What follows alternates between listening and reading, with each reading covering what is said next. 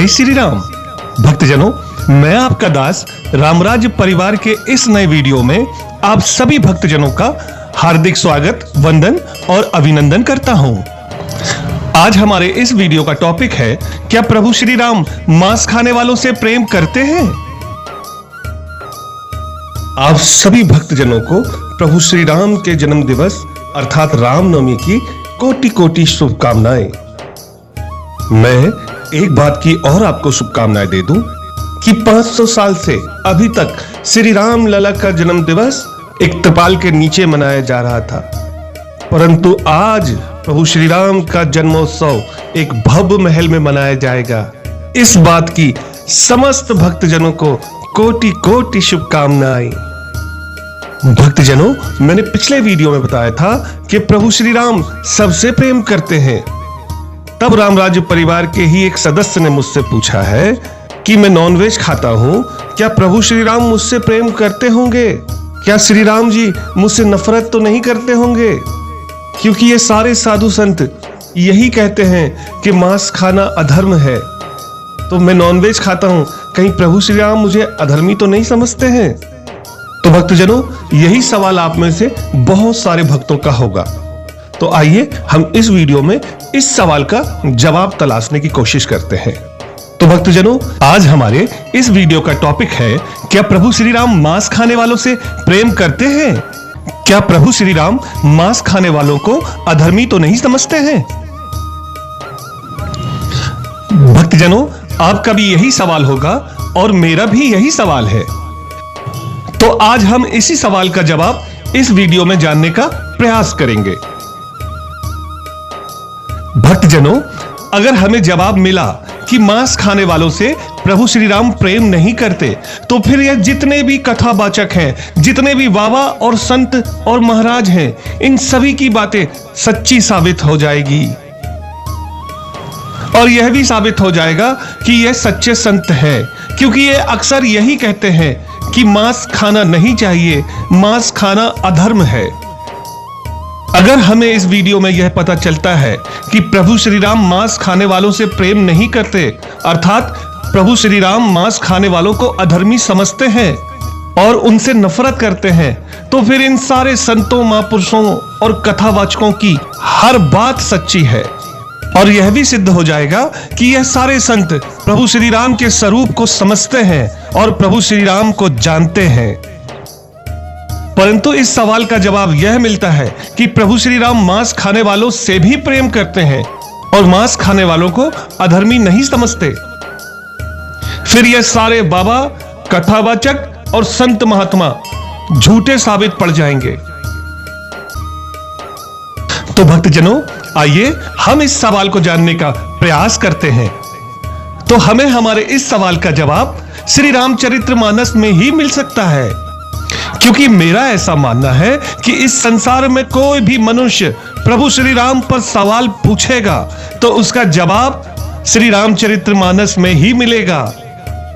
क्योंकि रामचरितमानस सिर्फ एक ग्रंथ नहीं है, बल्कि रामचरितमानस प्रभु श्री राम जी का जीता जागता स्वरूप है।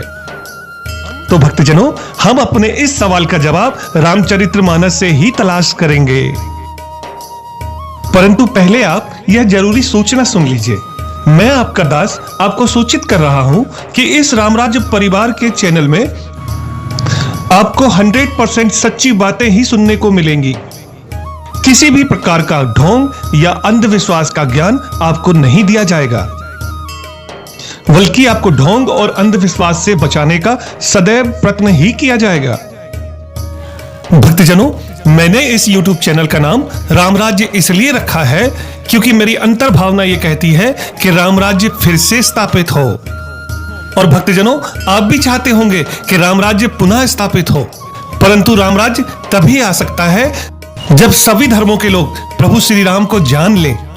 और प्रभु श्री राम को जानने का सिर्फ एक ही उपाय है, और वह है श्री रामचरितमानस। अगर लोग रामचरितमानस का अध्ययन करेंगे तो उन्हें प्रभु श्री राम का ज्ञान होगा और वह प्रभु श्री राम की भक्ति में डूब जाएंगे। इसी प्रकार चारों दिशा में जब प्रभु श्री राम की जय जयकार गूंजने लगेगी, तब रामराज्य स्थापित हो जाएगा।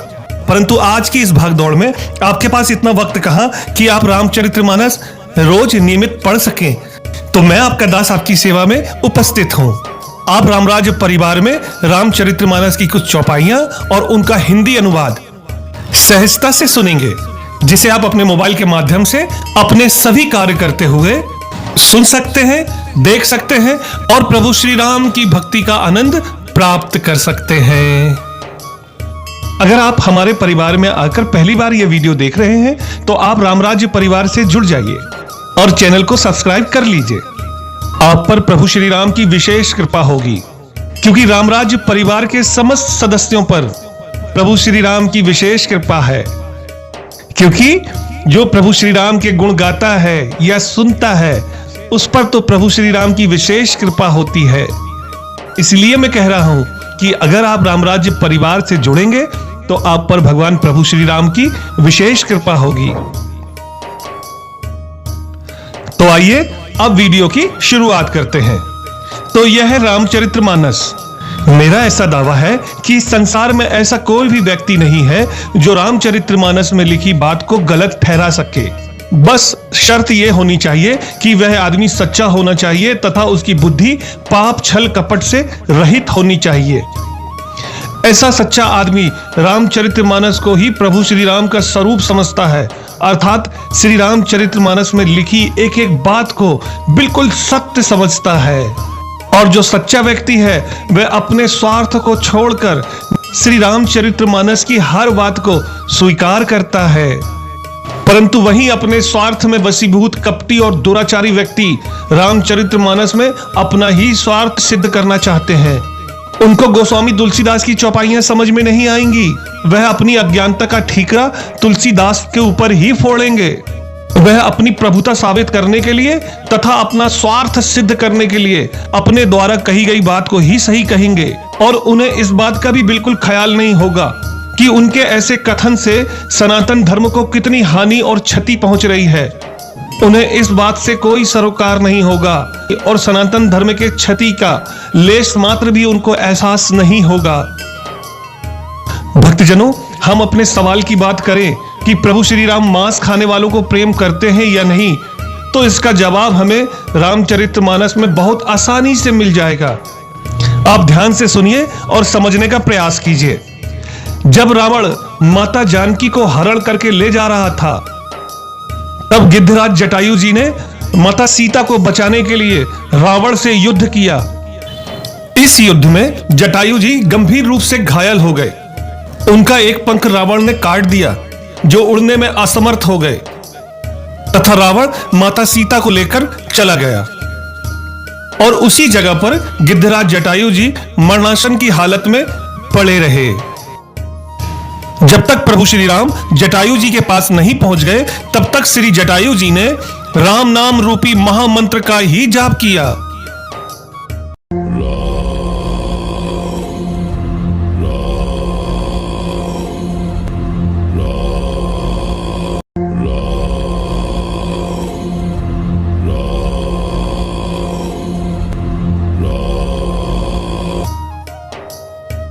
जब प्रभु श्री राम वहां पहुंचे और जटायु जी को उन्होंने इस अवस्था में देखा, तो प्रभु श्री राम ने जल्दी से जटायु जी को अपनी गोद में ले लिया।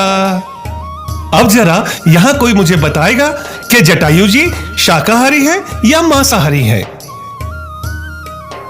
जब प्रभु श्री राम ने जटायु जी से उनकी इस अवस्था का कारण पूछा, तो जटायु जी ने उन्हें सारी बात बता दी। तब पहली बार प्रभु श्री राम को पता चला कि रावण नाम का एक राक्षस माता जानकी को हवाई मार्ग से हरण करके ले गया है। इतना बताकर जटायु जी ने प्रभु श्री राम की गोद में ही अपने प्राण छोड़ दिए। फिर भैया लक्ष्मण ने चिता बनाई और प्रभु श्री राम ने गिद्धराज जटायु जी का अंतिम संस्कार किया। अब भक्तजनों, यहीं पर हमें श्री रामचरितमानस की एक चौपाई सुनने को मिलेगी, जिससे हमारे इस सवाल का जवाब हमें मिल जाएगा। चौपाई सुनिए, आपका मन गदगद हो जाएगा। गीद अदम खग आमिष भोगी, गति दीन जही जातक जोगी। अर्थात हे प्रभु, आप कितने उदार हैं कि आपने गिद्ध जैसे अधम जीव को भी वो गति दे दी जो बड़े बड़े ऋषि मुनियों को भी नहीं मिलती। अब भक्तजनों, आप ही बताइए कि गिद्ध का खाना क्या होता है। गिद्ध तो सड़ा हुआ मांस भी खा लेता है, परंतु प्रभु श्री राम ने जटायु जी से नफरत तो नहीं की, बल्कि उसको अपनी गोद पे बिठा लिया और उनका अंतिम संस्कार स्वयं साकार ब्रह्म ने किया। यह सौभाग्य तो प्रभु श्री राम के पिताजी श्री चक्रवर्ती दशरथ जी को भी नहीं मिला। तो श्री राम चरितमानस के इस दृश्य से तथा इस चौपाई से हमें यह पता चलता है कि प्रभु श्री राम मांस खाने वालों से नफरत नहीं करते, बल्कि उनका जो स्वभाव है वह वही करते हैं, अर्थात वह सबसे प्रेम करते हैं। अब जो ऐसा कहते हैं कि मांस खाना अधर्म है, वह अपनी बात को सिद्ध करने के लिए नाना प्रकार के तर्क देंगे।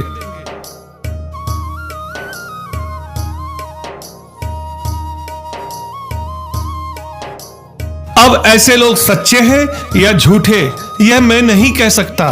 मैं तो सभी के चरणों को प्रणाम करता हूं, क्योंकि सभी के अंदर मेरे प्रभु श्री सीताराम जी हैं। सिया राम मैं सब जग जानी, करऊं प्रणाम जोरी जुग पाही। अर्थात हे सिया राम, मैं जान गया हूं कि संसार के हर नर नारी में आप हैं, इसलिए मैं सबको प्रणाम करता हूं।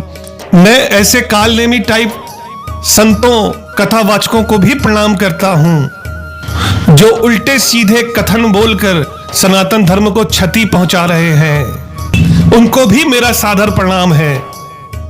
भक्तजनों, हमारा जो सवाल था उसका जवाब हमें श्री रामचरितमानस के माध्यम से मिल गया, और यह जानकर मन में खुशी की लहर दौड़ गई कि प्रभु श्री राम मांस खाने वालों को अधर्मी नहीं समझते और ना ही उनसे नफरत करते हैं, बल्कि अपने स्वभाव के अनुसार प्रेम ही प्रेम करते हैं। तो भक्तजनों, अब अपने इस दास को आज्ञा दीजिए। इस वीडियो को मैं यहीं समाप्त कर रहा हूं। आशा करता हूं आपको यह जानकारी अच्छी लगी होगी और इसमें जो मेरी मेहनत है वह आपको बहुत अच्छी लगी होगी। अगर आपको मेरी मेहनत अच्छी लगी तो मेरी मेहनत का मुझे फल दे दीजिए। तो रामराज्य परिवार से जुड़ जाइए, वीडियो को लाइक कीजिए, चैनल को सब्सक्राइब कीजिए और हाँ, वीडियो को शेयर करना ना भूलें। इससे आपके दोस्तों और रिश्तेदारों को भी पता चलेगा कि आप रामराज्य परिवार से जुड़े हुए हैं तथा आप रामचरितमानस सुनने वाले हैं, रामचरितमानस समझने वाले हैं और रामचरितमानस के सिद्धांतों पर चलने वाले हैं। यही हमारा पहला कदम है रामराज्य की ओर। जय श्री राम।